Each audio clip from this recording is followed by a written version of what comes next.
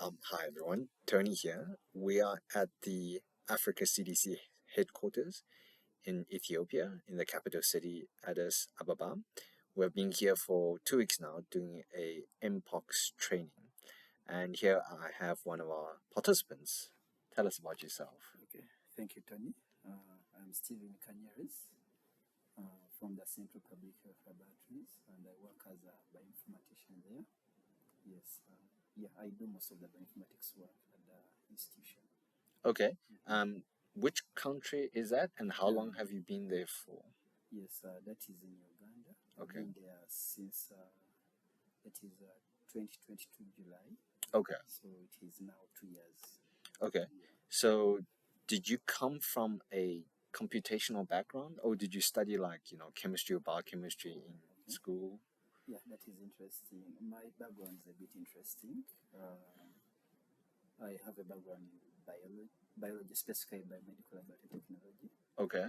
And that was from Makere University at the College of Veterinary, at the College of Vet. Okay. The most confusing thing is we are from the College of Vet, much as we deal with both animals and humans. All right. Yeah, so my background is entirely lab, much as I did not get time to practice. Immediately from the lab, I transitioned into bioinformatics. Okay. With bioinformatics, I had a mentor, and that is Dr. Gerard Mbowa, who has mentored me throughout my entire journey in bioinformatics. All right. So essentially, you come from a biology background. So transitioning into the field of bioinformatics, you sort of had to learn a lot of coding, a lot of software, really that, not your average graphical user interface. So it's a lot of back end that you have to type in code and syntax. Was that a difficult transition? Yeah, it is. It was really. It was, but I think personally, I already had a passion for anything that is related to mathematics and computing. Okay. Yes, I would say yes. It was difficult, but given that I already had that passion, so that was kind of a motivation. So I wasn't more being forced into that field. It was passion. Okay. So I think in 2021 we had the SARS pandemic, and you saw a lot of African countries, really struggle, and Uganda being one of them. And you joined essentially in 2022. So you sort of caught the back end of the SARS pandemic, and now we have this mpox outbreak. And I'm sure going forward in future there will be other pandemics and diseases where it's viral, bacterial. How is your institution handling these, outbreaks and pandemic preparedness? Yeah, I think from the word go, you see, institution-wise, you need to equip the workforce with the necessary skills. Yeah. And I think our institution is doing that greatly. That is through capacity building. I think I'm an example here. Being here is we are already building capacity as an institution. Right. But then even back at the institution, we have trainings and we have what we call CMPs. Even as from here, we have to go back and train others. Oh, I see. Okay. And the lab also permits has internship programs. Okay. Whereby we have different interns coming over the institution. Okay. To be trained, and we have also collaborations with different institutions. That is the African Center of Excellence in Bioinformatics. Okay. Situated at IDI IDI is Infectious Disease Institute at Makere University. Okay. So those partnerships will keep on sharing resources. Yes, and I believe that is another way that the institution is getting ready for this. And resource-wise, I think if you see from the time I joined, I think we had only one MySick. Okay. And we had a MySick and an ISIC. At this point, we have now we have now two MySicks, an ISIC and a mini iron. So I think within 2 years and a country, a resource limited country, if it is able to acquire that, I would say yes, we are following the right path. Okay, so obviously the institution is trying to equip everybody with the right equipment and upscaling in terms of resources, infrastructure.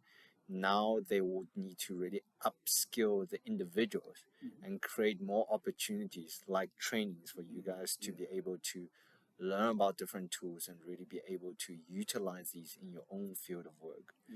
So you've been here now for 2 weeks, and last week you really learned about epidemiology. This week you sort of learning about phylogenetics, the different visualization tools, IQ tree. Do you think a lot of these trainings useful? Are you going to be using a lot of these tools when you get back home? Yes. Let me start from the importance of the work. I think it is very important. Why I say so, because yes, probably I have an advantage that I already have a master's in bioinformatics. Okay. But then looking at a wider picture, that not many people are going to be able to, given that this is a new field on the continent. Yeah. And if you even want to just count how many countries have a master's program in bioinformatics, I think at the continent, I don't think we make even 10 countries. Yeah. So which other way do we equip people with the necessary skills? I think this is one of them, having such trainings. Yes, and from that background, I think they are very necessary. And going to whether whatever we have been given is going to be back home, I think I'm 100% that they are going to be used. Okay. Because we are one of the countries that are facing such outbreaks. Yes. Even when we do not face such outbreaks, our nearby countries. The neighboring. Yes, and if a neighboring country faces an outbreak, you should also be ready. Yes. Even if you are not ready, at one point as a country, at one point you are supposed to support each other. Yeah. Yes. So with what we have learned, it is very necessary, and I think back home we are going to use. And it's not only within the monkeypox. The skills we've been equipped with, they are translational. You can translate them to any other pathogen.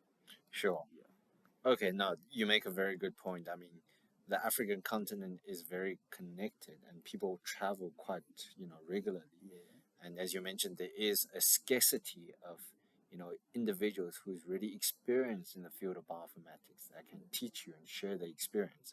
And I think being a cohort of this, you have seen, the value of engaging with trainers and other participants.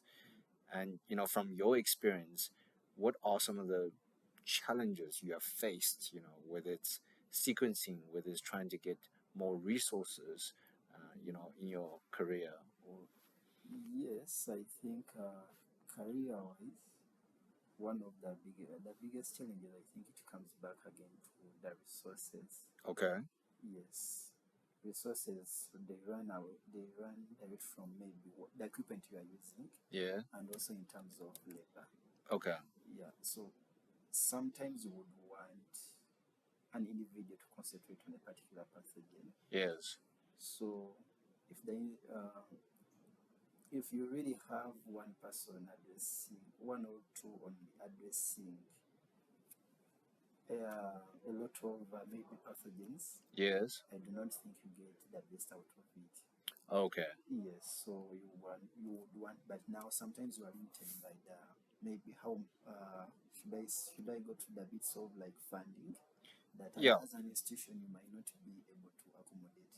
All right. Everyone. So, however, it would be good if you have at least some. Okay, yes, I might not say that one would take all their resources within one pathogen. Yeah. But it is ideally not feasible to have probably one person attending to over 10. You are not getting the best out of it. Yes. You are just going onto the surface and leave it there. So. Yeah, so the institution in Uganda does not have enough skilled individuals to be sort of divided equally among surveillance. Yeah, so like you find that whatever comes in, you are not having like many of the skilled labor. You are not, because the institution probably might have constraints in terms of funding. Right. So this is where you actually need more support, either from the Africa CDC or from the national government or the health ministry to actually say we need to create more positions instead of having one person, sequencing and analyzing 5 different pathogens. We need to have one person for mpox, one person for SARS-CoV-2, one person for malaria. This way, the people that's analyzing the sequence, once they get the result, they actually are able to spend time and provide valuable input to policymakers, to communities, to say what is the best option to stop the outbreak or the spread. Okay, no, I do understand that. And in terms of funding, the global north drives a lot of these projects. So often or not, it's not the government or the institution. It's actually either the Melinda Gates Foundation or the Rockefellers is telling you this is what your KPIs are and what you need to meet. And obviously there are constraints in that sense as well. So I agree with you. Okay. And I think as we sort of come to an end of this interview, I want to really ask you for your personal sort of opinion. The African continent is still quite a developing, place, and the NGS technology is fairly new, 10, 20 years. And that innovation is driven by the global north. So there's a lot of people, individuals in Africa that don't have the opportunity, or as you say, they don't have the ways to go to a university and do a master's in bioinformatics. But we want to create more ways and pathways for young individuals who are interested in science across the African country or continent, so that they are able to, study whether it's bioinformatics, whether it's microbiology. What would you give these young scientists, like your personal advice? Yeah, so I think from the word go, one should be motivated, consistent, because from the first, I'm not going to sugarcoat things. Sure. Yeah, so it's a field that really requires commitment. Yes. Then at a point, if you find a mentor who can take you through that, yes, please be committed, consistent in whatever you do, so that you also give that you with that commitment. Yes. Whoever is mentoring you will get more energy too. Okay. Yeah. I think the biggest thing I would say it is more of a commitment. Yeah, commitment. Right. So the person or the young scientist that want to pursue a field of bioinformatics or computational biology or other scientific field need to have the discipline.